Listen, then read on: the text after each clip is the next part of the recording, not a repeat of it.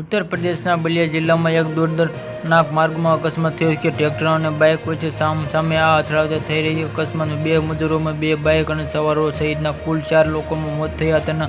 આ સિવાય અન્ય 2 લોકો ઘાયલ થયા હતા. આ ઘટના જિલ્લાના નગર પોલીસ સ્ટેશનના વિસ્તારમાં ગોથાયેલી તાલુકા પાસે આ બનેલી ઘટના ટ્રેક્ટર બાઇક અને સામે અથડાતા આ ઘટના માહિતી આપતા અધિકારી પોલીસ અધિકારી સામે અનિલ કુમાર જાજે જણાવ્યું કે નગર પોલીસ વિસ્તારમાં સ્ટેશનમાં ગોથાઈ તાલુકા ગામે આ સવારે આ રાતે લગભગ 10:30 વાગ્યે ટ્રેક્ટર અને બાઇક વચ્ચે સામે ટક્કર થયેલી હતી. શૈલેષ રાજપા અને બંટી રાજપા અને શિવમ 52 અને 55 વર્ષની વ્યક્તિ જેને ઓળખ થઈ નથી તેના અથડામણમાં મૃત્યુ પામ્યા બાદ આ સાથે લોકોમાં 2 ઘાયલ થયા હતા. ટ્રેક્ટર 12 મજૂરો હતા અને તેમણે જણાવ્યું કે ટ્રેક્ટર પર લગભગ 12 મજૂરો સવાર હતા. મંજૂરી જિલ્લામાં ખવકર ગામમાં રહેવાસી હતા અને બાઇક સવારોમાં જિલ્લામાં રહેવાસી.